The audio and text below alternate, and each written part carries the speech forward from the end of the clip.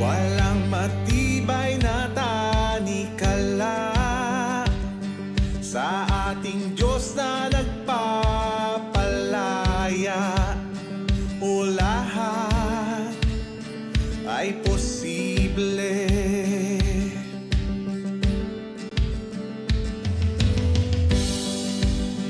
Hinati mo ang dagat pula, nagbigay ka ng daan.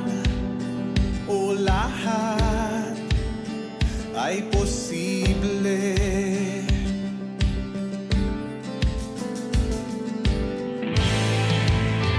Kaya't sa'yo ako'y mananalig. Ikaw ang Diyos ng langit at lupa. Ikaw ang Diyos na makapangyarihan. Lahat posible sa nananalig. Walang mahirap sa iyo. Lahat ng laban ay kakayanin kasama kita. Kasama kita.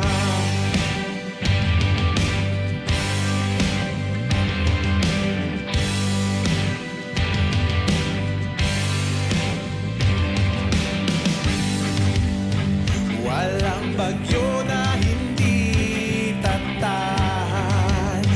Mararanasan ang kapayapaan. O lahat ay posible. Wala nang hihigit pa sa iyong ngalan. Jesus, sa'yo ang katagumpayan. O lahat ay posible. Kaya't sa'yo ako'y mananalig. Ikaw ang Diyos ng langit at lupa. Ikaw ang Diyos na makapangyarihan. Oh, lahat posible sa nananalig. Walang mahirap sa iyo. Lahat ng laban ay kakayanin kasama kita. Lahat posible sa nananalig. Walang mahirap sa iyo. Lahat ng laban ay kakayanin kasama kita. Kasama kita.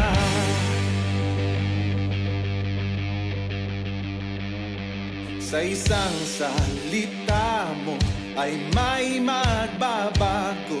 Kagalingan, kaligtasan ay matatamo. Dakila, dakila, dakila ang ngalan mo.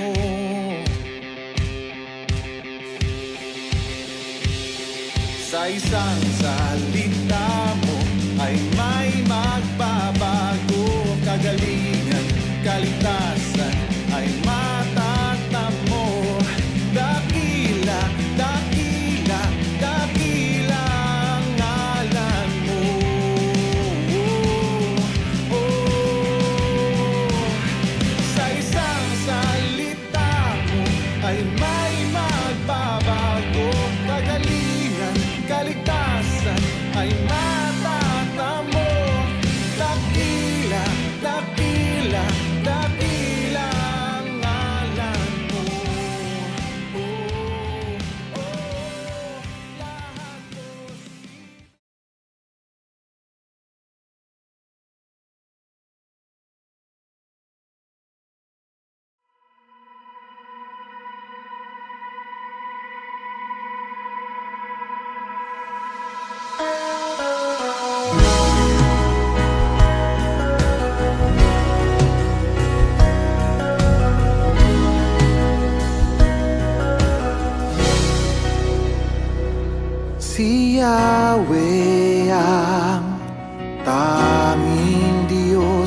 ay gawa ng lahat ng mabuti. Ang lahat ng nilikha mo'y sumasamba sa'yo. Ang aming baya'y pinupuri ka, itinataas, dinadakila. Ang aming puso ay isang umaawi sa'yo. Mapalad ang bayan na iyong ibinukod, mapalad ang bansang sa'yo lamang sumusunod. Maghari ka't manahan sa aming pagpupuri. Ikaw lang, O Diyos.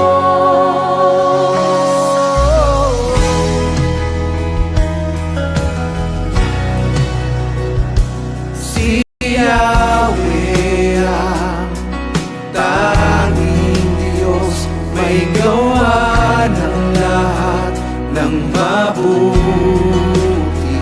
Ang lahat ng nilikha mo'y sumasamba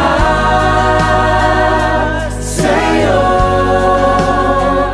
Ang aming baya'y pinupuri ka, itinataas, dinadakila. Ang aming puso ay isang umaawi sa'yo. Mapalad ang bayan na iyong ibinukod, mapalad ang bansang sa'yo lamang sumusunod. Maghari ka't manahan sa aming pagpupuri. Ikaw lang, O Diyos. Ikaw lang, O Diyos. Alleluia, alleluia. Pinupuri ka namin. Alleluia, alleluia. Pinupuri ka namin.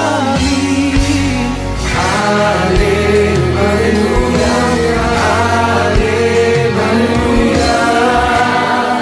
Pinupuri ka namin.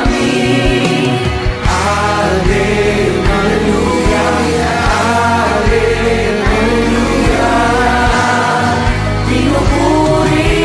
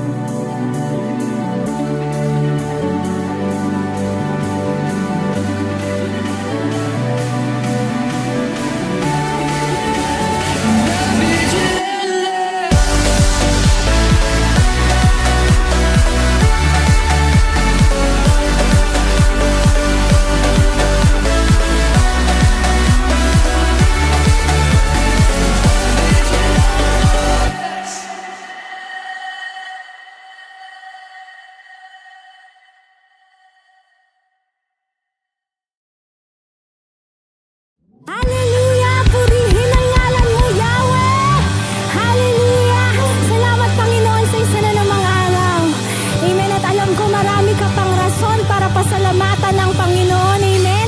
Kaya saan ka man ngayon, kung punong-puno ang puso mo ng pasasalamat, pwede ka pang sumigaw ng hallelujah!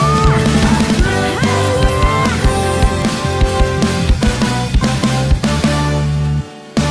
Ako sa'yo'y lumalapit, dala-dala ang awit ng pasasalamat sa lahat ng iyong gawa. Ako sa'yo'y sumasamo, punong-puno ang puso ng pasasalamat sa lahat ng iyong gawa. Di na mapipigilan pa aking ihahayag.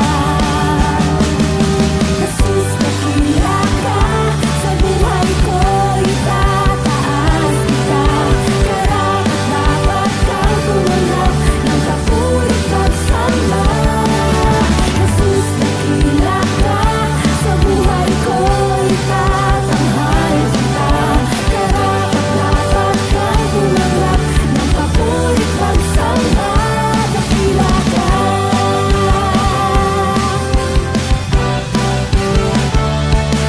Hallelujah, minsan pawitin natin.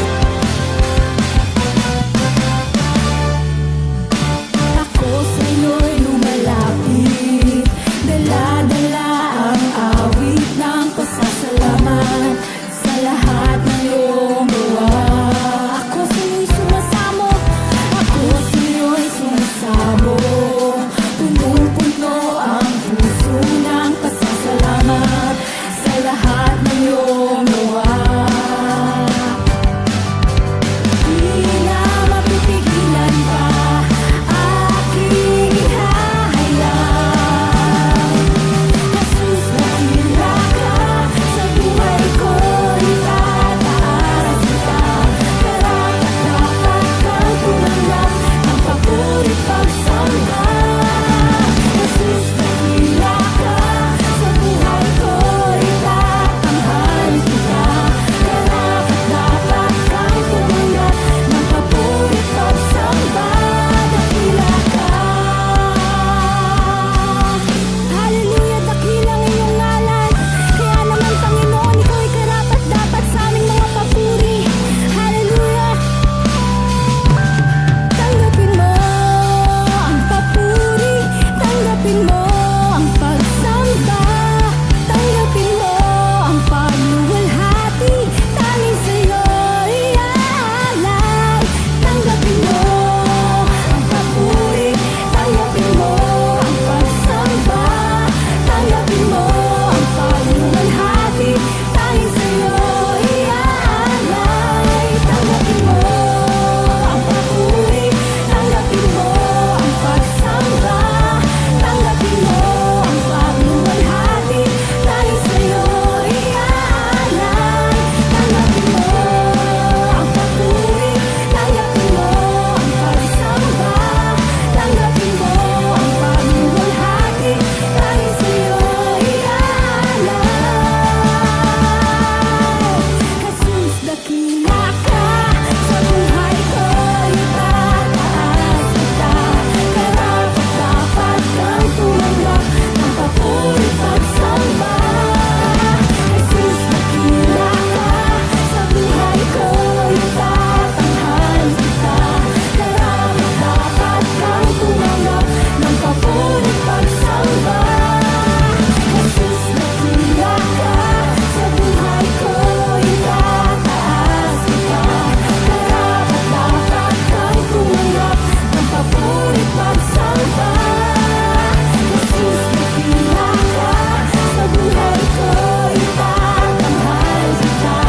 Karapat-dapat kang tumanggap ng papuri pagsamba. Dakila ka. Hallelujah, dakila ka, Panginoon.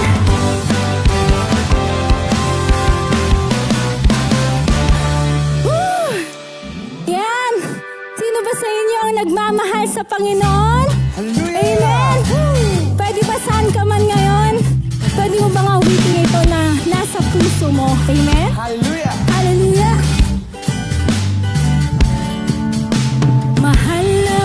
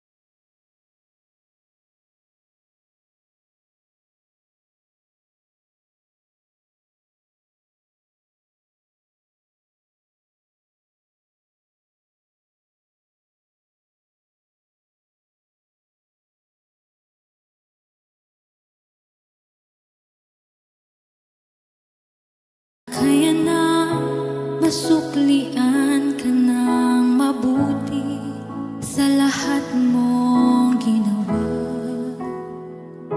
Niyakap mo ako sa aking karunihan.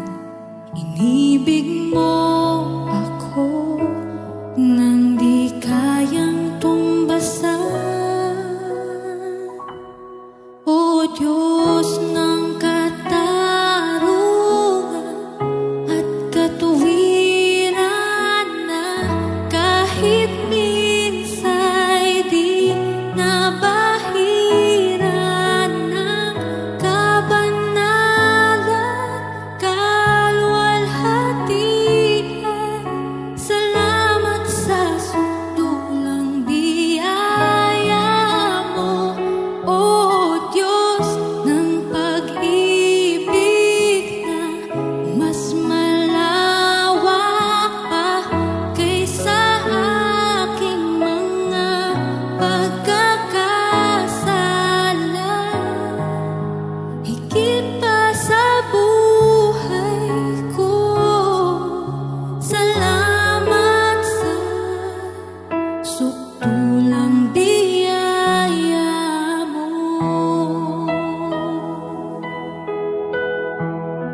Minsan pa ating awitin.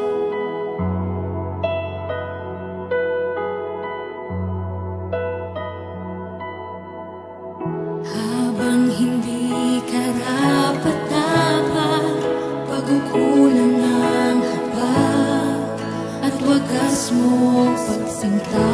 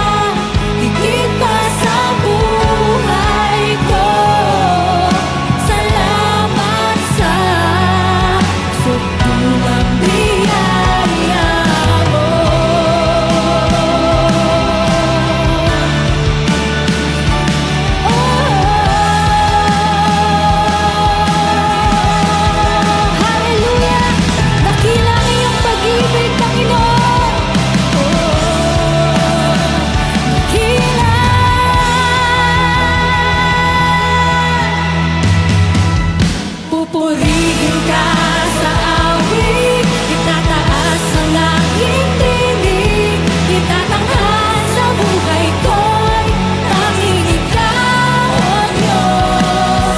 Higit pa sa kalangitan ang iyong kaluwalhatian, kadakilaan mo'y di mamamantayan. Pupurihin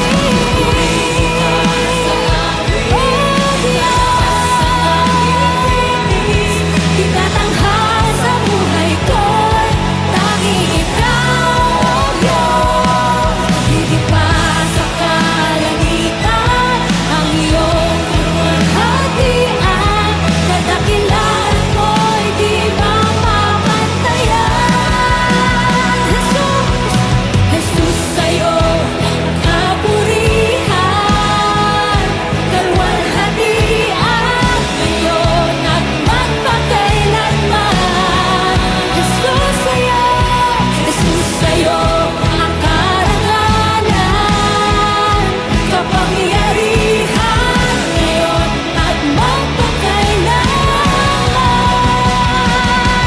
Pupurihin ka sa awit, itataas ang aking tinig, itatanghal sa buhay ko'y tanging ikaw, O Diyos. Higit pa sa kalangitan ang iyong kaluwalhatian, kadakilaan mo'y di mamamantayan.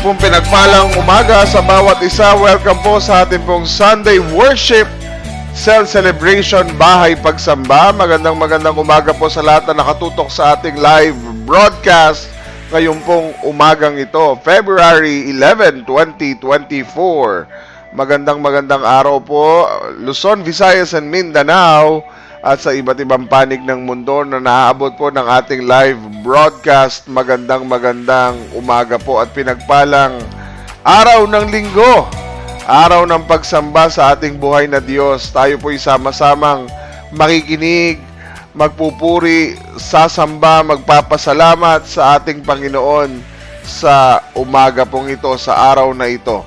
Meron po tayong online, meron din po tayong face-to-face mamayang alas 3 ng hapon sa ating pong iglesia dyan po sa HPC Lemery, Batangas. Okay. Purihin po ang Panginoon. Magandang umaga sa lahat po ng kapatid natin na nakatutok na po. Huwag kakalimutan i-share ang ating live broadcast sa pamagitan po ng pag-click ng ating share button. Dyan po sa bandang ibaba, meron po diyang parang arrow. Pwede nyo po yung i-click and then i-share nyo po sa ating mga mahal sa buhay ang ating live streaming po. At syempre, tayo po ay baka hindi pa nakakapag-like at nakakapag-follow sa ating official FB page, huwag din po natin kakalimutang subaybayan, no po, para lagi po tayong maging updated sa mga gawain ng Panginoon. Ganun din mga kapatid, meron din po tayong official YouTube channel at maaari nyo po itong mag-subscribe. Pwede po kayong mag-subscribe at i-hit ang notification bell para sa ating mga YouTube premiere. Ayan, para po lagi kayong nakakasunod. At mamaya pong alas 11 ng alas 11:30 or 11 o'clock in the morning ay mapapanood po natin muli ang ating live YouTube premiere. Ngayon pong araw na ito. Pagkatapos po ng live natin dito po sa ating Facebook, mapapanood din po tayo mamaya sa ating YouTube premiere, sa ating YouTube channel. Okay? So, purihin po ang Panginoon at nagpapasalamat tayo sa Diyos dahil tayo ay patuloy na binibigyan ng panibagong buhay, kalakasan at tagumpay. At dahil po tayo pinagsama-sama ng Panginoon, saan man tayong sulok ng mundo o ng Pilipinas naroroon, tayo po'y pinag-uugnay-ugnay ng Panginoon para tayo'y sama-samang makinig at sundan ang napakagandang mensahe ng Diyos sa atin sa umaga pong ito. Magandang umaga po.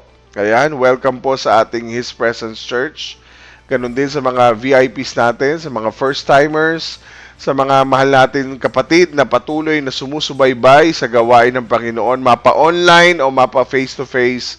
Maraming salamat po sa Panginoon. Sa buhay po ninyo, sa mga kapatid natin patuloy na sumusuporta sa gawain by faithfully and obediently giving their tithes and offering. Maraming salamat sa Panginoon sa patuloy niyong pagsuporta sa gawain ng Panginoon. Sa mga kapatid po natin na patuloy na nagpapadala ng mga stars every time na tayo po may live streaming, maraming salamat po sa Panginoon. Sa mga kapatid po natin, lalo na po si Ate Claire na nasa ospital, Ate Claire, patuloy mong maranasan ang kagalingan ng Panginoon. Lalaban tayo, kasama natin ang Diyos, magtatagumpay po tayo. At lagi po kayong kasama sa ating panalangin. Sama natin mamaya sa prayer si Ate Claire na ang Diyos ang siyang magpagaling at walang imposible sa Diyos sa mga taong naniniwala at nananampalataya sa Kanya.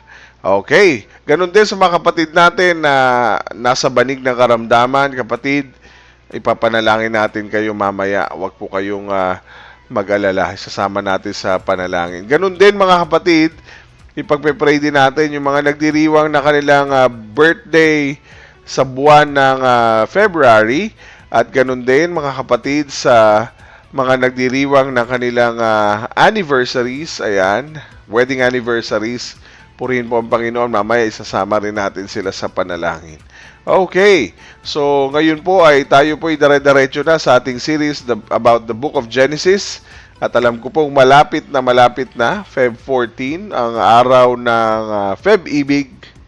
Kaya mas mainam o mas mabuti po na sa oras na ito, mas maramdaman natin yung pagmamahal ng Panginoon sa atin. No, bukod sa pagmamahal ng mga mahal natin sa buhay, mga kapartner natin, mga nagbibigay ng inspirasyon sa inyo, iba po pa rin talaga ang pagmamahal ng Panginoon kasi yung pagmamahal ng Diyos ay unconditional.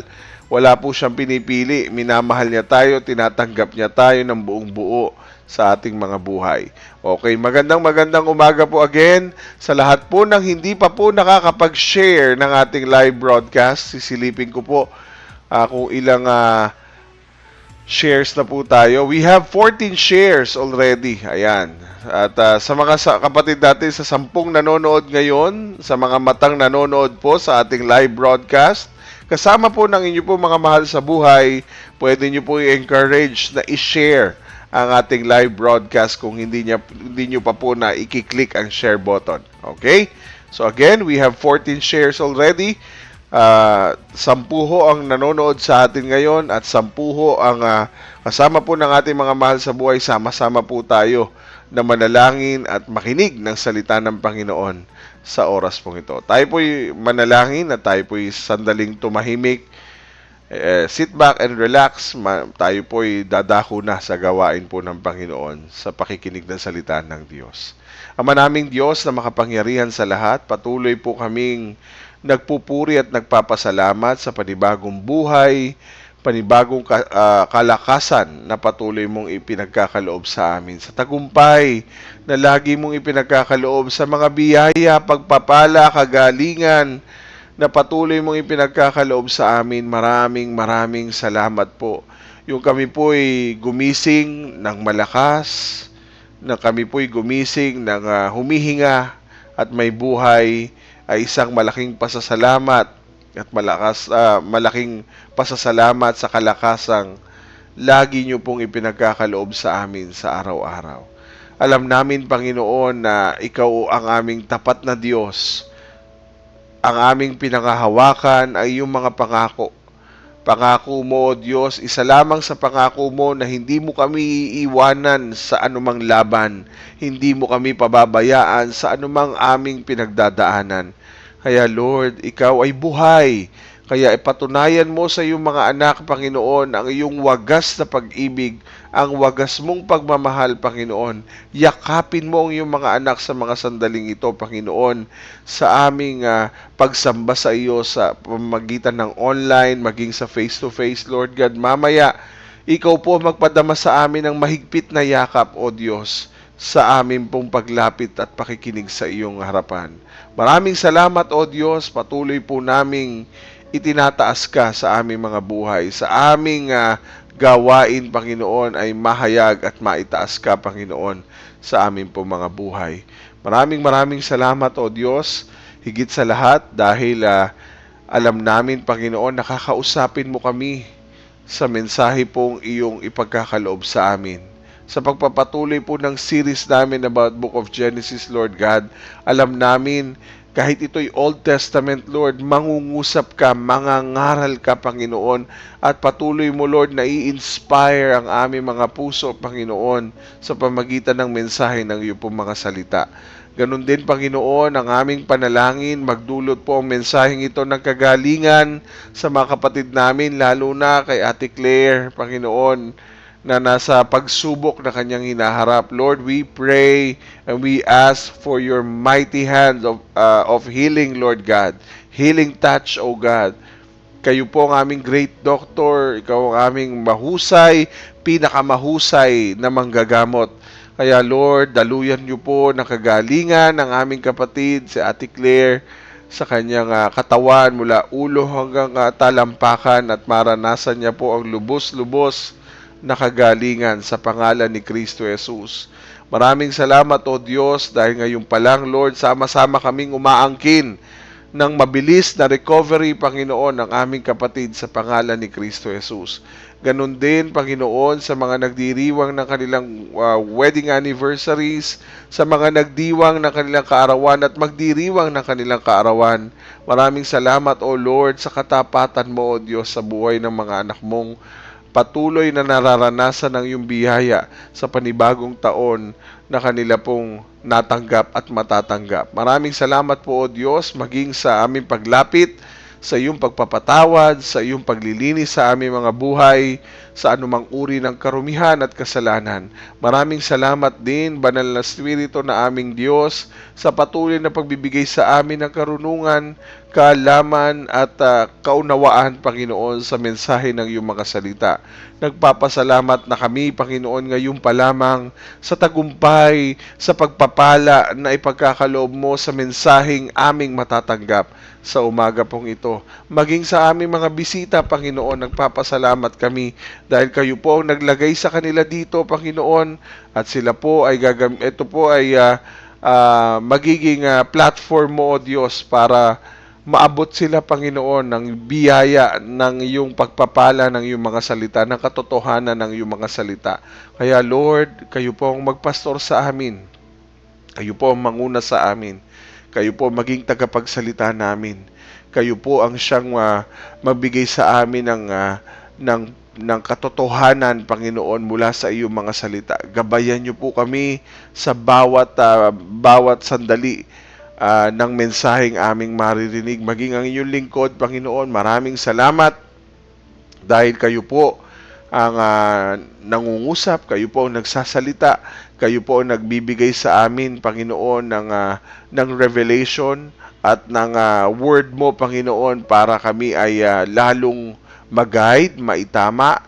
Kaya Lord, gabayan niyo po ang inyong lingkod ng bawat salitang lalabas sa bibig ng inyong lingkod ay patuloy, Lord, na yun lamang nais mo at kalooban mo ang mangyari at marinig, Panginoon. Ang katotohanan lamang ng iyong mga salita ang siyang mangunguna sa aming lahat. Kaya Lord, ihanda niyo po kami, samahan niyo po kami, Lord God, sa iyong presensya at sa iyong kapangyarihan. Matatapos ang mensaheng itong punong-puno ng pagpapala, punong-puno ng biyaya, punong-puno ng inspirasyon at encouragement, pagpapalakas ng aming kalooban, Panginoon. Matapos po naming marinig ng buo ang iyo pong mga salita. Maraming salamat, O Diyos, sa iyo pong lahat ng kapurihan, pasasalamat sa dakilang pangalan ng aming Panginoon at tagapagligtas sa si Kristo Jesus. Amen. Amen and Amen. Magandang umaga po. Ayan. Purihin po ang Panginoon sa patuloy na biyaya at kalakasan na ipinagkakaloob sa atin. Kaya sabi mo sa katabi mo, ngayong umagang ito, kung may katabi ka, kung may kasama ka na maingay, na ginugulo ka, sandali lang, sabi mo, mag-worship muna tayo. At I hope and pray na maganda po yung ating audio, no po, at naririnig niyo po ako ng malinaw sa ating pong live broadcast. Ayan. Salamat sa Panginoon. Patuloy nating ipagkakatiwala sa Diyos ang ating internet connection.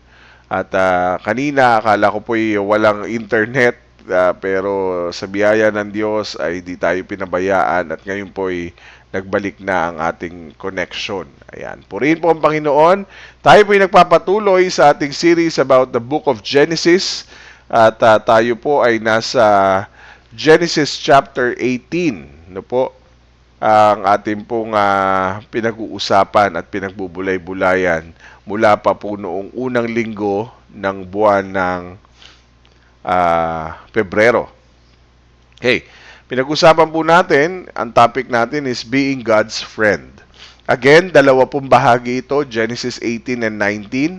Sa Genesis 18, ang unang bahagi ay ipinapakita po ang pagiging kaibigan ng Diyos. No? Paano ba makipagkaibigan ng Diyos sa kanyang mga anak? Paano ba makipagkaibigan ng Diyos sa kanyang mga lingkod, sa kanyang mga hinirang? No po? So, napakahalaga po na alamin natin anong klase bang kaibigan ng ating Diyos. Yan po ay pag-uusapan natin sa buong buwan ng February. No po, napag-usapan na po natin yung unang bahagi ng pagdalaw ng Panginoon kay Abraham at kay Sarah sa kanilang lugar, no po, sa kanilang tolda na kanilang tinitirhan.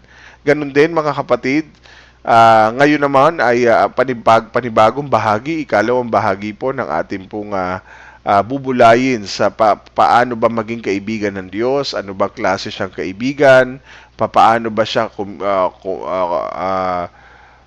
paano ba siya makipagkaibigan, anong klaseng Diyos ba siya kay Abraham sa panahon po nito ng Genesis 18. Ganun din, ang ikalawang bahagi naman ay nasa Genesis 19, dalawa lang po yan.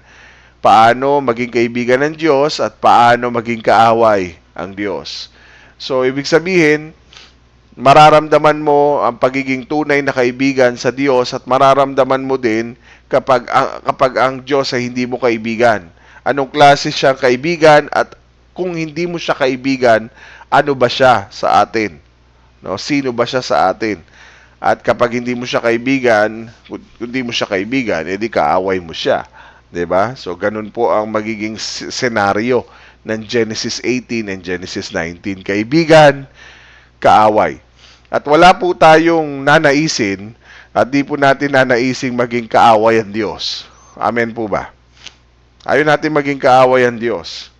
At alam natin isa sa dahilan kung bakit nasisira ang relasyon ng tao sa Diyos ay walang iba kundi dahil sa kasalanan.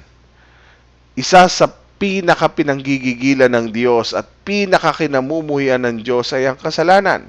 At ang ayaw ng Diyos na mangyari sa atin ay masira ang pagkakaibigang pilit na binubuo ng Diyos sa buhay ng bawat isa sa atin sa pamagitan po ng katauhan ni Kristo.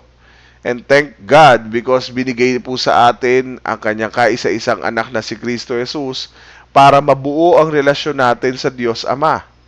Ibig sabihin, nagpapasalamat tayo dahil may Kristo Jesus na minsan sa ating mundo ay nakita at naranasan at nakasama at naibigay ang kanyang buhay sa krus ng Kalbaryo bilang kabayaran sa kasalanang pinakamumuhian ng Diyos sa tao.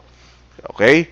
So, ganyan lang po ang kadalasan. Kaibigan ka ng Diyos. Kung kaibigan ka ng Diyos, anong klaseng kaibigan ba dapat ang kaibigan ng Diyos? Makikita natin yan. Sa punto po ng buhay ni Abraham, isa po sa napakagandang pagkakataon every time na kinakausap siya ng Panginoon. No po. Sa puntong ito, pag-uusapan natin, last time, pinag-usapan natin yung pagbisita o pagdalaw sa kanya ng Panginoon kasama po ng kanyang mga anghel at nakita natin yung visitation ng Diyos at kung paano po naging hospitable, yung hospitality attitude ni Abraham during the time na binibisita siya ng Panginoon o binisita siya ng Panginoon. Nakita natin kung paano niya pinagsilbihan, kung paano niya pinaghandaan, nang makita niya na may bisita at nakita niya na alam niya na ang Panginoon ang kanyang bisita, syempre. So, pinakitaan niya ng napakaganda, ng warm welcome at napakagandang paghahanda ang kanyang espesyal na bisita.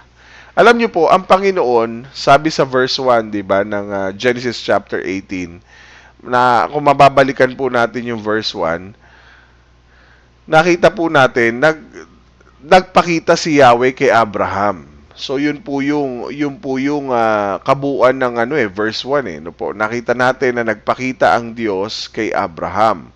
At alam niyo po, ang Diyos hindi po siya bibisita ng wala lang. Hindi po siya bibisita ng walang rason, walang dahilan. Tama po ba? Tayo po ba nabisita sa isang tao nang wala lang dahilan? Meron.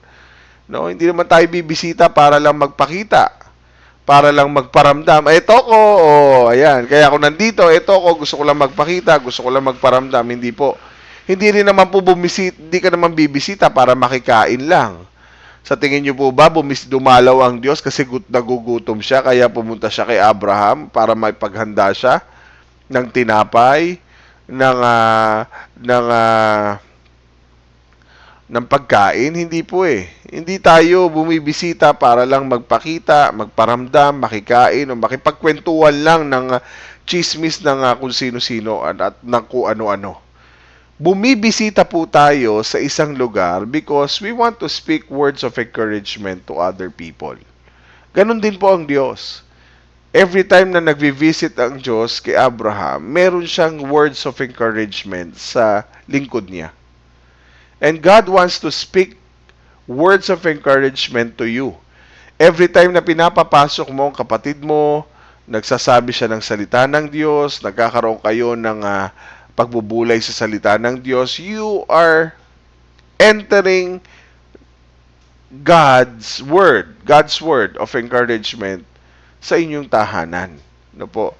At wala nang mas pinaka-encouraging kaysa sa salita ng Diyos ang ating pinakikinggan. Kaya po, kapag ang dala ng mga kapatid natin ay salita ng Diyos, magbibigay po sa atin ng lakas, kalakasan, ng encouragement, wag po nating hayaan na hindi natin makasama at hindi natin mapapasok sa ating tahanan. Iba po yan eh. Kasi it will speak God's word, and words of encouragement to us. No po? At masarap po yan. Mas masarap ang bisita, napapalakas ka, hindi yung napangihina ka. Tama po ba? Nakaranas na po ba kayo ng bisita pagdating dyan paglabas ng bisita mo hinang-hina ka dahil sa mga balitang pinagsasasabi ng iyong kapatid na bumisita sa iyo? No? Mahirap naman kung nagpakita lang para makikain, hindi po. So, ibig sabihin, ang gusto natin, mas masaya, mas maganda, na mas nakaka-encourage yung sinasabi ng taong bumibisita, no? So, ganun din ang pagbisita ng Diyos kay Abraham. Meron po siyang sadya. Sabihin nyo nga po, sadya, purpose. Okay? Ibig sabihin, ang pagdalaw ng Panginoon kay Abraham ay may purpose, may sadya ang Diyos sa kanya. Amen? So, tinanong ng Panginoon, nasaan si Sarah? So, hinahanap ng Diyos si Sarah. Nasaan si Sarah? Basahin natin. Para mas maintindihan natin, basahin muna natin yung buong Genesis 18 sa ating topic about the promise and unbelief. Okay? Ito po yung ating topic. Salita ko ng salita. Nalimutan natin yung title. Promise and unbelief. Yan po ang ating susubaybayan mula po sa Genesis chapter 18 verse 9 to 15. Basahin po natin yung verse 9. Ngayon, nagtanong ang mga panauhin kay Abraham, nasaan ang asawa mong si Sarah? Sumagot siya, naroon po sa loob ng tolda. Verse 10. Ang isa sa mga panauhin ay nagsabi, tiyak na babalik ako rito sa ganito ring panahon, sa susunod na taon at magkakaroon ng anak na lalaki ang asawa mong si Sarah. Nakikinig pala si Sarah sa pintuan ng tolda na nasa likod lamang ni Abraham. Verse 11, matanda na silang dalawa ni Abraham at uminto na ang buwanang dalaw ni Sarah. Okay, verse 12, tumawa si Sarah sa kanyang sarili at nag-isip-isip. Sa katandaan kong ito, masisiyahan pa ba akong sumiping sa asawa ko na matanda na rin para magkaanak kami? Verse 13, nagtanong agad ang Panginoon kay Abraham, bakit tumatawa si Sarah at sinasabi, magkakaanak pa ba ako ngayong matanda na ako? Verse 14, may bagay ba na hindi magagawa ng Panginoon? Tulad ng sinabi ko, babalik ako rito sa ganito ring panahon sa susunod na taon at magkakaroon ng anak na lalaki si Sarah. And last verse, natakot si Sarah kaya nagsinungaling siya. Sinabi niya, hindi po ako tumawa. Pero sinabi ng Panginoon, tumawa ka talaga. Ayan. Praise God. Salamat sa Holy Spirit sa patuloy niyang gagawin sa atin na pagbibigay ng words of encouragement sa atin and inspiration after this message. Okay. So, sa pagbisita ng Diyos, meron siyang sadya. Pag binasa natin yung verse 9, balikan natin yung verse 9, nagtanong ang panauhin kay Abraham eh. May sadya siya. Bukod kay Abraham, ang sadya niya ay si Sarah. Kaya ang tanong niya, nasaan ang asawa mong si Sarah? So, malamang, alam naman ng Diyos kung nasaan. At malamang, ang gusto talaga ng Diyos ay nandoon din si Sarah sa kanyang harapan para marinig ni Sarah ang sasabihin ng Diyos kay Abraham. Okay? So gusto niya, nandun si Sarah. Nasa si Sarah? Siguro sinasabi ng Panginoon, hindi lang ikaw Abraham ang dapat naririto. Dapat nandito din si Sarah kasi gusto ko, may sadya ako para sa inyo at gusto kong marinig ni Sarah ang sasabihin niya kay Abraham. So sabi ng isa sa kanila, obviously, makikita natin sa verse 13 kung sino po ang nagsasalita. Kasi sabi ng iba, hindi naman ng Panginoon na nagsasalita. Tingnan natin. Talon muna tayo sa verse 13. Napansin niyo po, verse 13, sabi po dyan, nagtanong agad ang Panginoon.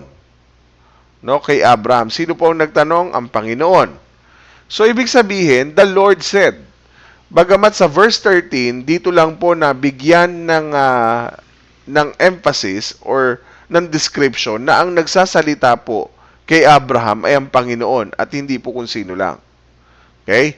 Ibig sabihin, ang bisita niya ay ang Panginoon. Kaya nga po, sa verse 13, dito mo lang ma-identify na si Yahweh ang nagsasalita kay Abraham.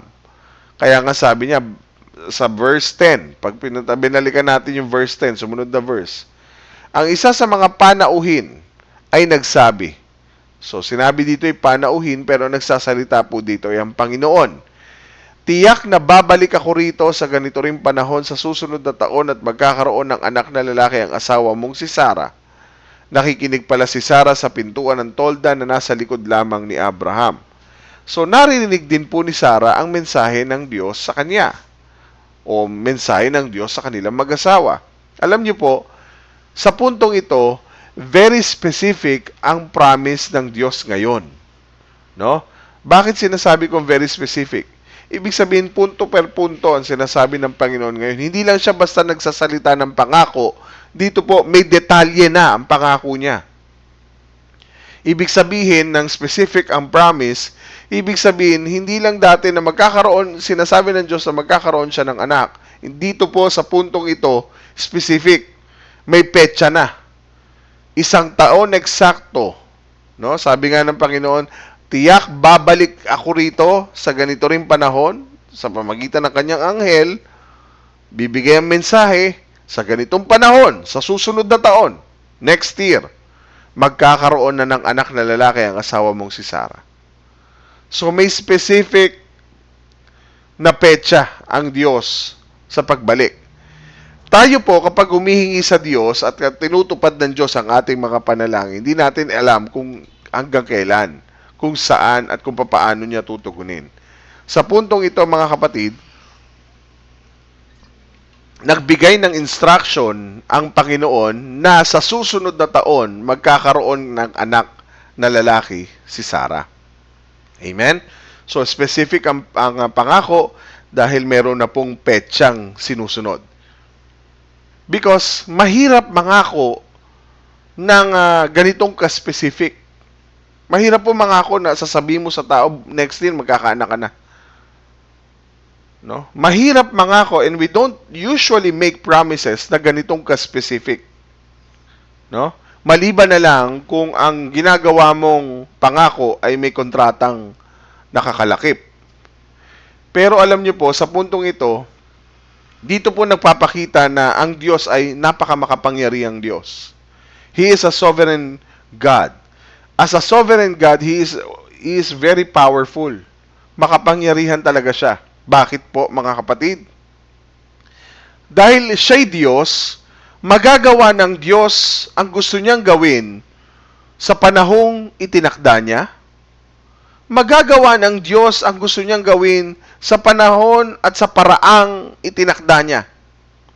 Sa gustong oras at panahon at paraan na gustong gawin ng Diyos ang kanyang gustong gawin, magagawa niya yon. Bakit?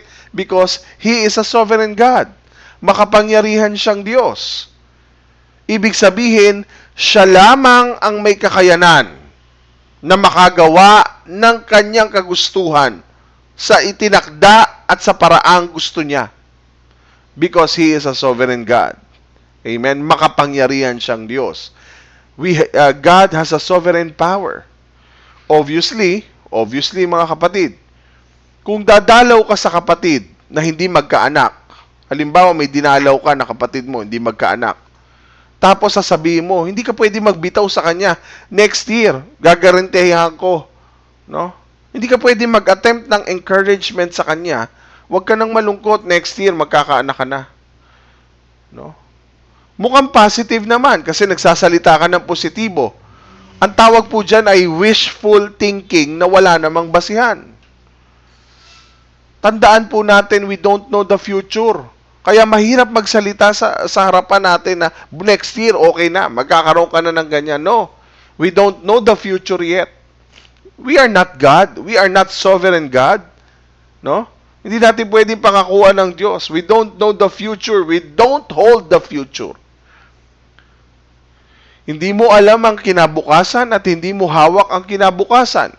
That's why we cannot make the impossible possible. Tama?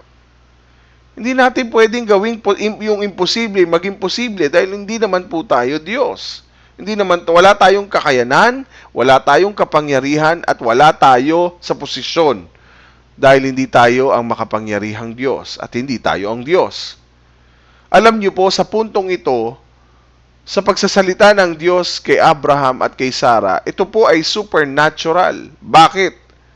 Mga kapatid, imposible kasing matanda na si Abraham eh. 99 years old at si Sarah naman ay 89 years old at pangangakuan ng Diyos sa susunod na taon ay magkakaanak ka ng isang lalaki. Di ba? Ibig sabihin mga kapatid, sa verse 11, matanda na silang dalawa eh. Sabi nga po dito, literal na sinabing huminto na nga ang buwan ng dalaw ni Sarah. Actually mga kapatid, sobrang lagpas na sa menopausal stage ang katawan ni Sarah. At wala na pong kakayanang magbuntis ang isang 89 years old. Amen? Maaring ang menopausal stage ay nagsisimula ng 50s pataas. Tama?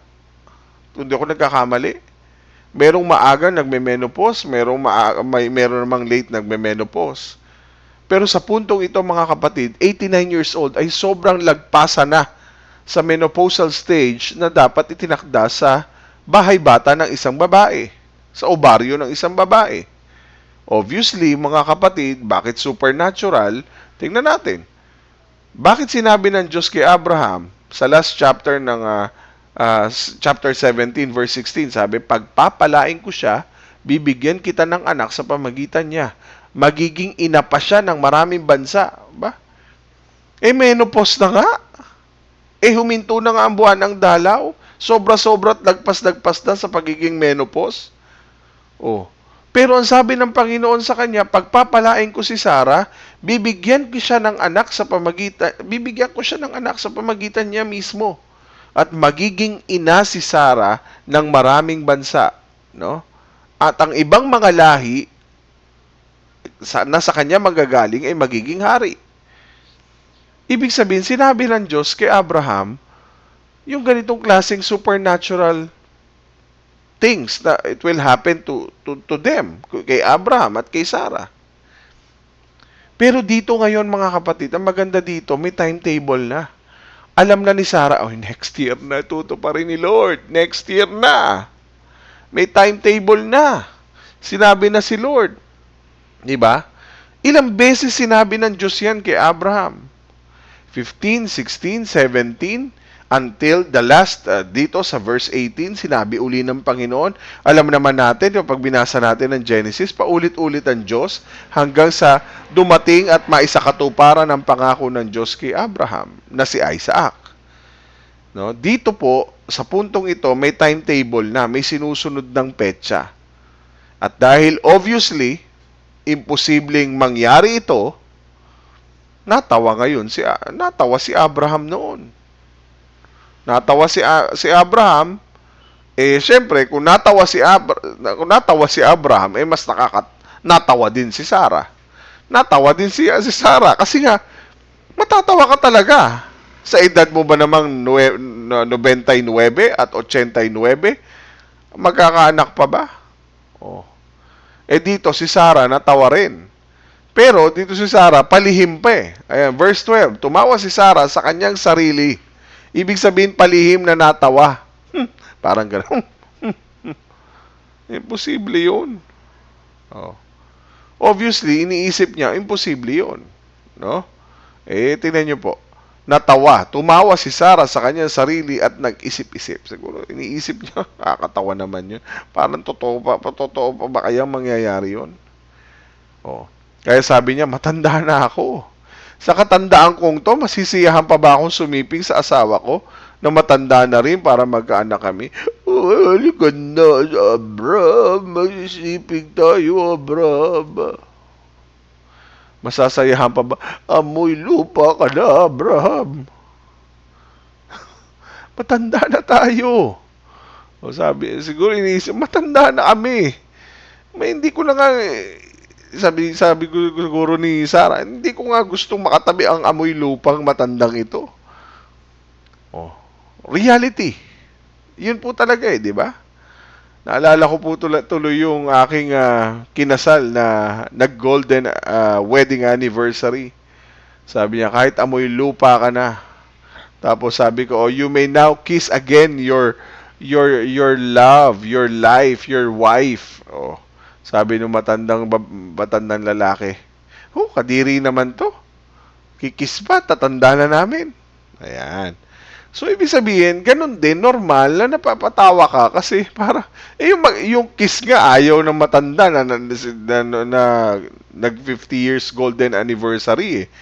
Oh, ayaw na magtabi dahil amoy lupa na raw. Ibig sabihin mga kapatid, sa puntong ito, parehas ng nararamdaman natin, yung nararamdaman ni Sarah. Pero ang kakaiba kay Sarah, magkakaanak pa siya sa edad na 89.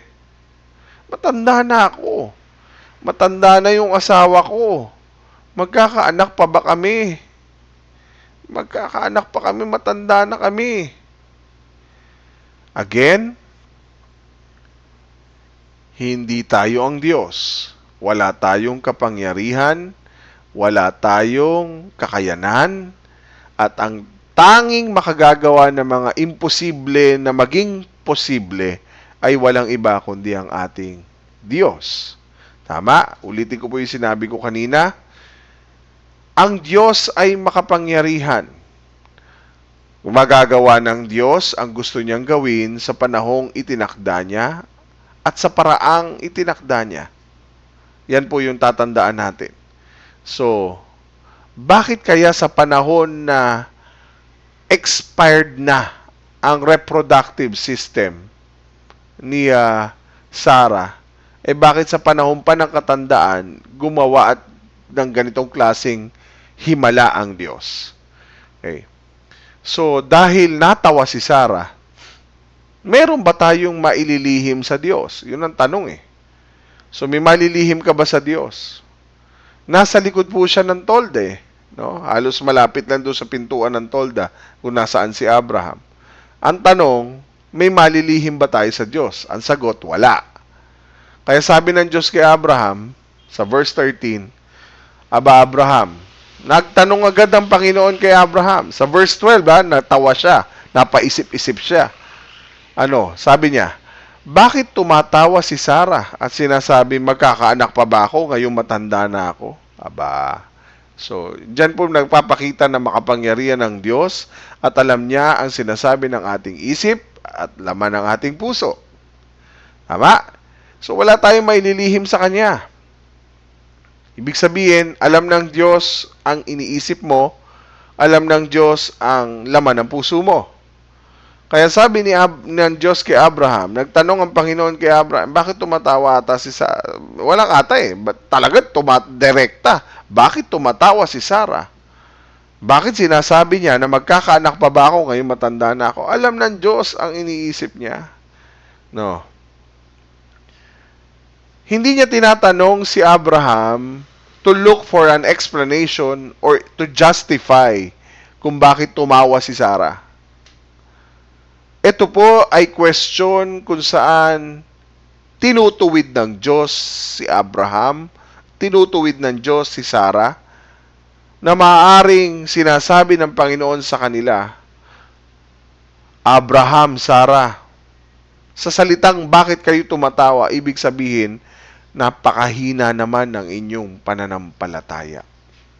Napakahina naman ng inyong pagtitiwala sa akin.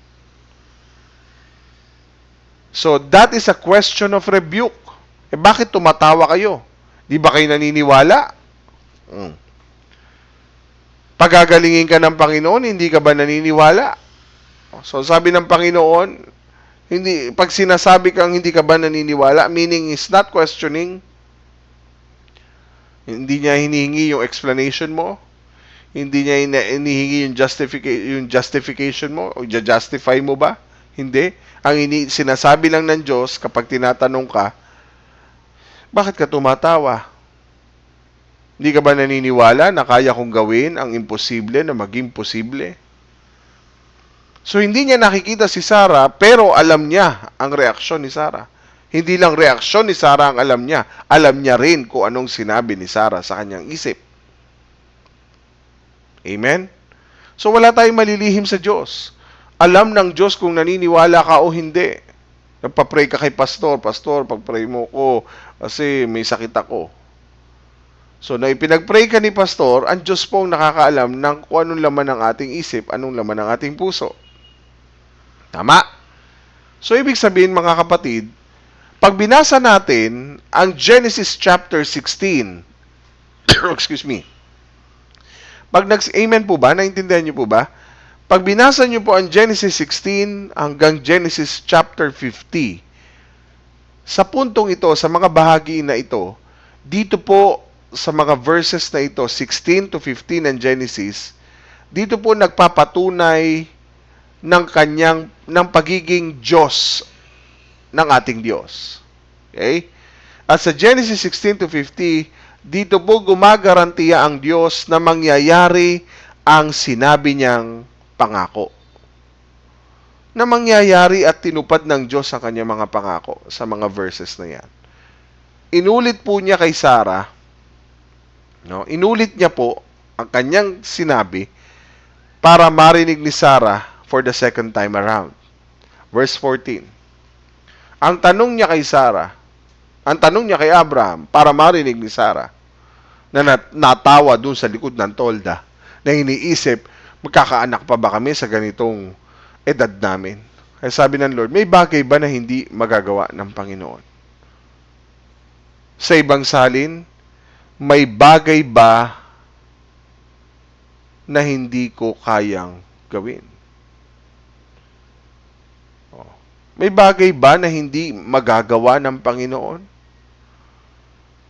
Kung siya ang Diyos, maaaring sa ibang salin, may bagay bang hindi ako kayang gawin? May bagay ba na mahirap sa akin? Kaya inulit niya, tulad ng sinabi ko. Gaya ng paulit-ulit kong sinasabi sa inyo, babalik ako rito sa ganito ring panahon. Sa susunod na taon, magkakaroon ng anak na lalaki si Sarah. Amen? Sa susunod na taon. Tulad ng sinabi ko. Pag sinabi pong tulad ng sinabi ko, ibig sabihin, binibigyan diin ng Diyos ang kanyang sinabi, ang kanyang mga salita. Okay? So, ibig sabihin, in 3 months ba? Ganun ba? Magsisiping sila mag-asawa? Mabubuntis si Sarah? At pag sila'y nagsiping ni Sarah at ni Abraham, ay mabubuntis agad si Sarah? Pagkaraan ng 9 na buwan, mga anak? Ay natural, napaka-imposible nitong mangyari. Sa loob ng 3 buwan, mabubuntis. So, ganyan naman ang pangako ng Diyos mga kapatid. So, in the gospel, makikita natin, parang imposible na magawan ng paraan na tayo ay maibalik sa tamang relasyon natin sa Diyos. Alam niyo po, parang ganun na ang sitwasyon natin. Kung paanong imposibleng magkaanak ang 89 at 99 anyos para sila magkaanak, para magkaroon sila ng Isaac, ganun din ka-imposible na mailigtas ang isang makasalanang nilalang na katulad natin. Napaka-imposibleng maibalik sa tamang relasyon ang tao dahil sa kasalanan. Kung papaanong napaka-imposibleng maibalik sa tamang relasyon ang tao sa Diyos, ganun din ka-imposible ang kapantay nun, ay ganun din ka-imposibleng magkaanak ang 89 at 99 na taong gulang na matanda. Bakit? Kasi sa puntong ito, imposible na magawa ng paraan pero naging posible dahil yan sa Panginoon. Ang tanong ng Diyos, may bagay ba na hindi kayang gawin ng Diyos? Ang sagot ay wala. No? Sa Diyos, walang imposible. Say amen. Agree ka ba? Kung walang bagay na hindi kayang magawa ang Panginoon at walang mahirap sa Diyos, ibig sabihin, sa puntong ito, sa Diyos walang imposible. Ibig sabihin, sa Diyos, mga kapatid, sa isang salita lang, ay nalikha niya ang lahat. Ibig sabihin, sa kanya ring sa isang salita lang, magkakaroon ng anak si Sarah. Uulitin ko po. Ibig sabihin, sa isang salita lang ng Diyos, nalikha ang lahat ng bagay sa mundo, sa daigdig na ito. Ibig sabihin, sa isang salita lamang ng Diyos kay Sarah na magkakaanak siya na ang pangalan ay Isaac, mangyayari yun.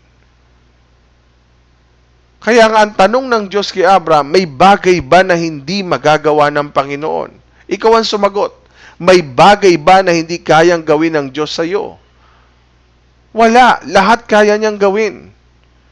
So katulad ni Sarah, ang ating attitude, napapaisip tayo minsan, kaya ba talaga ng Diyos na ayusin ang buhay ko? Kaya ba talaga ng Diyos na gawin ang mga bagay na ito? Kaya ba talagang maayos ang lahat ng ito? Again, let me remind you, sa isang salita lamang, nalikha ang lahat. Kaya sa isang salita lamang, nalikha at nagkaroon ng anak si Sarah. So sa isang salita lang ng Diyos, kapatid, kaya niyang gawing posible ang imposible sa buhay ng bawat isa sa atin. Amen? Kaya nga sabi ng Panginoon, kino-confront niya si Abraham at si Sarah. Meron bang mahirap sa akin? Meron bang hindi ako kayang gawin? So tayo pong sumagot niyan. Is there anything too hard for the Lord? Alam niyo po yung salitang is anything too hard for the Lord? Galing po ito sa salitang pele. Pag sinabing yung salitang pele ay wonder, miracle, ibig sabihin act of God. Pag tinanong ka, is there anything too hard for the Lord? Ibig sabihin, it's a wonderful and miraculous act of God. Ibig sabihin, wala ka nang pwedeng gawin. Ikaw mismo sa sarili mo, hindi mo kayang gawin yung gagawin ng Diyos. Na mga imposible, gagawin niyang posible. Dahil tanging Diyos lang ang may kakayanan na gumawa ng himala. Tanging ang Diyos lang ang may kakayanan gumawa ng kamanghamanghang mga bagay. Tanging Diyos lang ang may kakayanan gumawa ng mga imposible na gawing posible. Diyos lang. So, ibig sabihin mga kapatid, siya lang yan. It's an act of God. Miraculous, that is an act of God. Wonders and signs and wonders, that is an act of God. It's nothing to do with you. Wala kang kinalaman. Yan ang ibig sabihin. So, ang himala at yung mga kamanghamanghang bagay na hindi kayang gawin ng tao, it is an act of God kasi hindi mo na kaya. Wala ka nang magagawa. Okay? That is a miraculous act of God. Again, kapag himala o kamanghamanghang mga bagay na hindi kayang gawin ng tao, Diyos ang makakagawa. Kaya nga, ang prayer ni Jeremiah, remember? Sabi ni Jeremiah sa chapter 32, verse 17, ano sabi niya? O Panginoong Diyos, nilikha niyo ang langit at lupa sa pamagitan ng kapangyarihan ninyo. Walang anumang bagay na hindi niyo po magagawa. O nga naman. Alam niyo po, kapag may dinadaanan akong pagsubok sa buhay, tinitingnan ko langit eh. Kung ang Diyos ka, napagtagni-tagni niyan lahat ng ito eh. Yung buhok ko nga, nabilang niya pa eh. Yung laman loob ko nga, iniisip ko kung paano ba napag-posisyon ng Panginoon ng lahat ng ito sa katawan ko eh. Diba? So yung pagsubok ko pa kaya, hindi kayang gawin ng Panginoon sa akin. Kaya sabi ni Jeremiah, walang anumang bagay na hindi niyo po magagawa. Nilikha niyo nga ang langit at lupa eh. Nang mabasa ko po ito, napapaisip ako eh. O nga naman. So, ibig sabihin, kapag wala na akong kakayanang magawa, ang Diyos na ang may kakayanan. Diyos na yan. Yung mga bagay na hindi ko magawa, Diyos talaga ang gagawa. Na hindi ko magawa dahil kulang at limitado ang kakayanan ko. Ibig sabihin, act na ni God yan. Amen? So, isipin niyo po, walang bagay na mahirap sa Panginoon.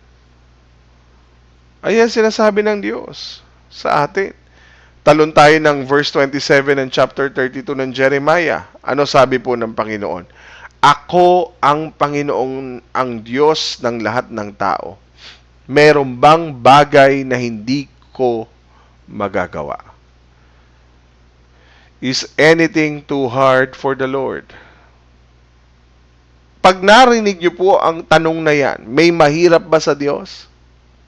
Siyempre, sasagutin mo, wala. Ang tanong pong ito ay is a question around which confrontation revolves. Ibig sabihin, kinokompronta ka ng Diyos. Oh. Napakahina naman ng pananampalataya ninyo. That is a confrontational question. Ibig sabihin, gusto ng Lord, kino-question ka ng Panginoon para makumpronta ka sa sitwasyon na pinagdadaanan mo. So may sakit ka. Humingi ka sa Diyos ng kagalingan. Tama? Tapos nagdududa ka, natatawa ka kasi parang walang nangyayari sa katawan mo. O tatanungin ka ng Diyos, anak, hindi ko ba kayang pagalingin yung karamdaman mo? That is a confrontational question. Na kung saan, doon iikot. It's an open question. Ikaw ang sasagot. Ibig sabihin, pag tinanong ka, may sagot. No? Pag tinanong ka, may mahirap ba sa akin? Wala kang pwedeng sasagutin, kundi, wala po. Wala. Open question yan eh. Wala po. Oh. Ito po yung question na kung saan, ito po yung napapaloob sa lahat ng sulok ng Biblia na babasahin mo. This is a fundamental question that every human being or human person must answer. Lahat tayo. Pag tinanong tayo ng Diyos, may mahirap ba sa akin? Wala ka masasagot. Kundi, wala po. At kung papaano mo man sasagutin ang tanong na ito ng Panginoon, itong fundamental question na ito, it will determine everything else. No? Tapos na. Ibig sabihin, nakasalalay ang sagot na, wala po. Ibig sabihin, naniniwala ka. Tama? Nananampalataya ka. So if the question of the Lord is answered by yes, no? Some things are too hard, impossible for God. Sabi po. May mga bagay na mahirap gawin sa Diyos at imposible sa Diyos. Aba, ibig sabihin hindi na siya Diyos. Tama? Kapag may mga ilang bagay na hindi kayang gawin ng Diyos, imposible na imposible sa Diyos, hindi siya Diyos. Because God is a sovereign God. No? Amen? He is a sovereign God. At kailangan nating isuko ng ating mga sarili. Natandaan natin, mga kapatid, kung ikaw ay determinado sa mundong ito na pinaniniwalaan mo na ang mundong ito ay stable, reliable, mag-isip-isip ka. Bagamat sinasabi ng Lord na nothing is impossible for God, no? Pero kailangan mo pa rin ng tunay na pagtitiwala ng lubos sa ating Panginoon. Even though naniniwala tayo na walang mahirap sa Diyos, marami pa rin tayong pagkakataong pinagdududahan natin ang Panginoon. Marami pa rin po tayong pagkakataon na kino-question natin kung ano ang kakayanan ng Panginoon. It's a matter of trust. It's a matter of your faith in God. Hindi po basihan kung ang pagkakasabi sa iyo ng Diyos ay meron bang bagay na hindi ko magagawa. No? Hindi po ito magaang, hindi rin ito madali na tanong. Pero sa story na ito, makikita po natin, itong tanong na ito ay question kung gaano kalaki ang biyaya ng Diyos para sa atin. So, ang tanong ng Panginoon sa atin, naniniwala ka ba na walang imposible sa Diyos? Naniniwala ka ba na walang imposible sa Diyos? Ikaw po ang sumagot ngayon yan. Naniniwala ka ba na walang imposible sa Diyos? Sa Bible, mga kapatid, sa takdang panahon, ipinanganak si Isaac sa Genesis 21. Sa takdang panahon, ng Panginoon, dumating si Kristo para iligtas tayo. Ibig sabihin, mga kapatid, sa takdang panahon, ibinukas ng Diyos ang mata natin nang marinig natin ang Ebanghelyo para makita natin ang kaningningan at kaluwalhatian, ang kagandahan ng Diyos. Kagandahan ni Kristo. Hindi man natin alam kung anong petsa eksaktong babalik ang Panginoon sa mundo. Hindi man natin alam kung kailan ang panahong iyon, dahil Diyos Ama lamang nakakaalam kung kailan ang tinakda niyang pagbabalik ni Kristo para ayusin ng lahat, pero meron po tayong katiyakan na darating at darating ang araw ng kanyang pagbabalik. Meron po tayong katiyakan na tutuparin ng Diyos ang lahat ng kanyang pangako sa panahon at sa paraang itinakda niya. Sabi po sa Bilang chapter 24, 23,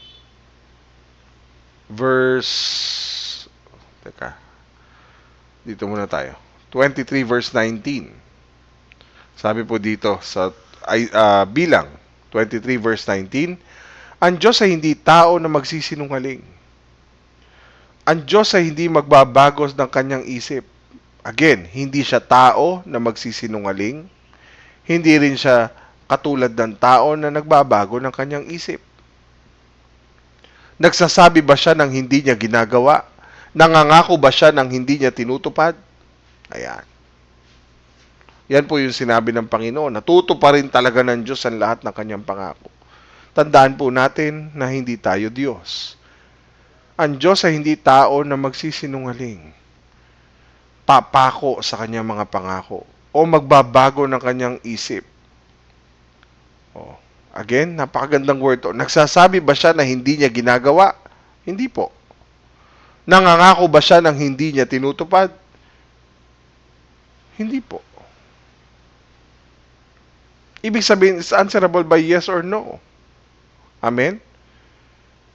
So, kung pupuntahan po natin ang sitwasyon, hindi katulad ni Sarah na dahil sa takot niya, nagsinungaling siya. Tinanong siya, verse 15, natakot si Sarah sa Panginoon. Kasi narinig niya, naririnig pala ako ng Panginoon. Nalalaman niya pala kung anong laman ng isip ko, anong reaksyon ko, anong laman ng puso ko. Nagsinungaling siya. Sa takot niya, nagsinungaling siya. Sinabi niya, hindi po ako tumawa. Pero sinabi ng Panginoon, tumawa ka talaga. Alam niyo po, medyo mild pang rebuke ito eh. Mild pa. No? Siguro isipin mo, ang Diyos na nagsabi sa'yo, napatawa ka. Sa takot mo, nagsinungaling ka. Ganyan po eh. Sa takot ng isang tao na dahil nalaman yung kanyang ginawang pagkakamali, magsisinungaling ka sa pamagitan ng pagdepensang, hindi po ako tumawa. So, ibig sabihin, ang Diyos ang sinungaling. Tandaan niyo po, sabi po sa, napiyok. Sabi po sa Numbers 23:19. Hindi magsisinungaling ang Diyos. Ang Diyos ay hindi tao na magsisinungaling. Ang Diyos ay hindi magbabago ng kanyang isip. Amen? So, medyo mild pa yung pagkaka-rebuke ng Diyos dito. Tumawa ka talaga. Mabait pa si Lord dito. Punong-puno talaga ng biyaya si Lord dito. No? Mild rebuke po ito. Ito po yung totoong rebuke pero gentle rebuke ang tawag. Ibig sabihin yung naituwid ka pero mahinahong pagtutuwid. Kasi meron ng Diyos na pag kinore-rebuke ka, matindi. Tama?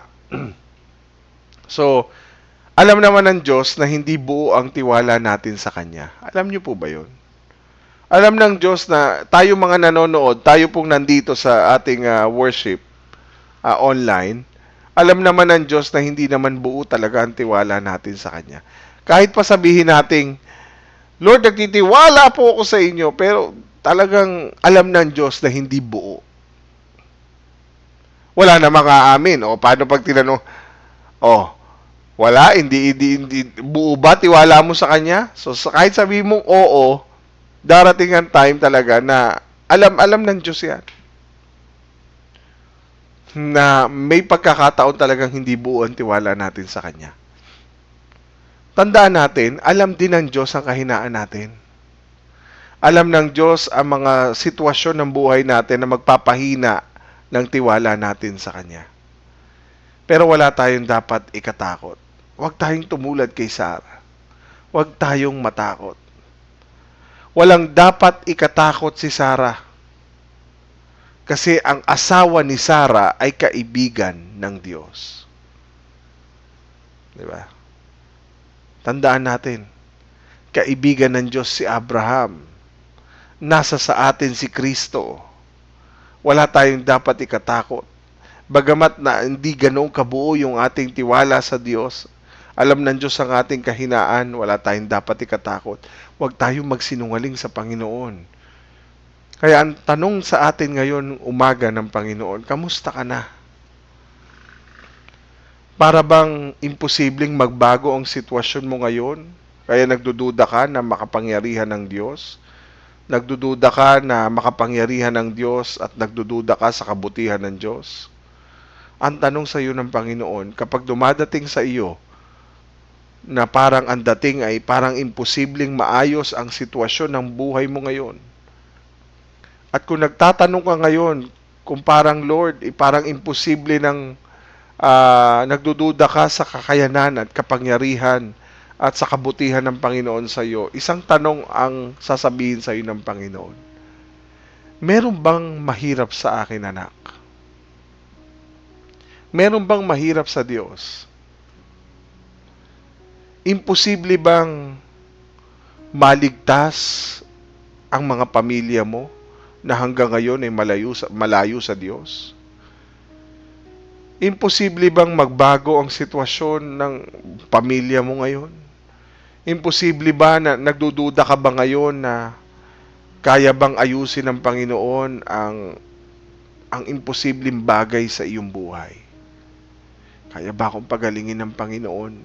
Kaya ba akong ibangon ng Diyos mula sa pagkakautang? Kaya ba ako ng Diyos na kaya ba akong bigyan ng hanap buhay? Kaya ba akong pagkalooban ng Panginoon ng mga bagay na ito na parang sa tingin mo ay imposible at parang kino-question mo ang kakayanan at kapangyarihan, maging ang kabutihan ng Diyos, maging ang paglayo ng iyong pamilya sa Diyos? Always remember this verse. Matthew 19:26. Tiningnan sila ni Jesus at sinabi, imposible ito sa tao, pero sa Diyos, ang lahat ay imposible. With man, this is impossible, but with God, all things are possible. Amen? Say amen. Imposible sa tao, pero sa Diyos, ang lahat ay posible. Kaya kapag ikay nawawalan ng loob, isa lang ang tanong mo na sasabihin sa iyo ng Panginoon. Meron ba ang imposible o meron bang mahirap sa Diyos? At saka sasagot sa sarili mo, sa tao, imposible. Pero sa Diyos, lahat ay posible. Kung may dadalaw man sa bahay nyo, may mangangamusta, wag mo lang isagot na mabuti naman ako, God is good, all is well. Mas maganda aminin mo kung anong pinagdadaanan mo. Pag pumunta sa iyo, limbawa yung pastor mo, tinanong ka, kamusta? Okay naman pastor, sa biyaya ni Lord, di. Aminin mo kung anong pinagdadaanan mo. Wag mo i-deny. Don't tell a lie. Aminin. Sabi ng isang kataga ng isang reporter. Don't deny, don't tell a lie, aminin mo. Wala kang dapat ikatakot sa kapatid mo kay Kristo. Napakahalaga kapag ikay nakamusta. Nang yung pastor, pinuntahan ka sa bahay, tinanong ka ng pastor mo, pastor, kamusta? All is well. All is fine, Pastor. God is good. I am so blessed. Pero may dinadaanan ka. Kailangan mo ng panalangin. Kaya hindi ka maipanalangin kasi all is well ka ng all is well. I know that God is so good. Pero sa deep inside your heart, deep inside your mind, may pumapasok na, may problema talaga ako eh. Oh, don't deny. Don't lie. Huwag kang matakot. Dahil dala ng takot, magsisinungaling ka. Okay naman ako. Oh. Aminin natin kung anong pinagdadaanan natin. Wala tayong dapat ikatakot. Alam natin, imposible na maayos natin ang sitwasyon. Pero sa Diyos, ang lahat ay posible. Lagi mong tandaan ang sinabi ng Panginoon, mayroon bang mahirap sa akin? Ako ang makapangyarihang Diyos, gumagawa ng mga posibleng bagay na imposible sa tao. Tayo po'y manalangin. Ama naming Diyos na makapangyarihan sa lahat, maraming salamat po. Dahil pinakita mo sa amin ang kahalagahan ng matinding pananampalataya. Sa tuwing kami dadaan ng mga pagsubok sa aming mga buhay, Panginoon, ibalik mo sa amin ang tanong na ito, Panginoon. May bagay ba na mahirap sa iyo? Lagi itong magpapaalala sa amin, Panginoon, ang mensaheng ito. Ng katapatan mo, O Diyos, ng kapangyarihan mo, at ng kakayanan, at merong pagiging anong klaseng makapangyarihan Diyos kayo. Kaya Lord, dito namin nakikita na walang bagay ang mahirap sa iyo. Na sa isang salita mo lamang, Panginoon, ay may mangyayari at may magagawa. Kaya Lord, tulungan mo kami. Sa panahon na kami po'y nagdududa, sa panahon na kami po'y pinagdadaanan, wag po namin i-deny, wag po kami magsinungaling. Wala kaming dapat ikatakot dahil meron po kaming Diyos na may kakayanang gumawa ng mga bagay na posible mga bagay na posible na sa tao'y imposible. Kaya Lord, thank you. Thank you, dear Holy Spirit, for this wonderful and magnificent Word of God na pinaranas mo sa amin ngayong pong araw na ito. Nawa Lord, hindi lang po ito manatili sa aming isip, pumasok sa aming puso, at lumabas sa aming bibig ang pananampalatayang nasa sa amin at tinanim mo sa aming mga puso. Maraming salamat. Selyuhan niyo po ang bawat binhing tinanim mo sa aming mga puso sa umagang ito. At patuloy, Lord, na magbigay po ito ng hamon at inspirasyon sa aming lahat. Maraming salamat. Ibinabalik po namin ang pinakamataas na papuri at pasasalamat sa tanging pangalan ni Kristo Jesus. Amen. Amen at amen. Walang imposible sa Diyos, mga kapatid. Huwag tayong matakot. Walang mahirap sa Kanya. Tayong lahat ay manatiling nagtitiwala, kumapit, manampalataya ng lubos sa ating buhay na Diyos. Magandang umaga po sa ating lahat at nawa po nagbigay po ng hamon, inspirasyon, pagpapala, kagalingan sa ating mga buhay ang mensahe ng ating Panginoon. Magandang araw po at mabuhay po ang ating Panginoong Jesucristo. Purihin po ang Diyos. Magandang umaga. Magkita-kita po tayo mamaya sa ating face-to-face at mapapanood nyo rin po muli ang ating live premiere sa ating YouTube channel. Maya-maya lamang po. To God be all the glory. God bless you. Maraming salamat po sa inyong patuloy na suporta sa mga kapatid natin na tapat na nagbibigay ng kanilang tithes and offering to support the ministry. Maraming salamat po. God bless you. Again, to God be all the glory. We are all blessed. God bless you.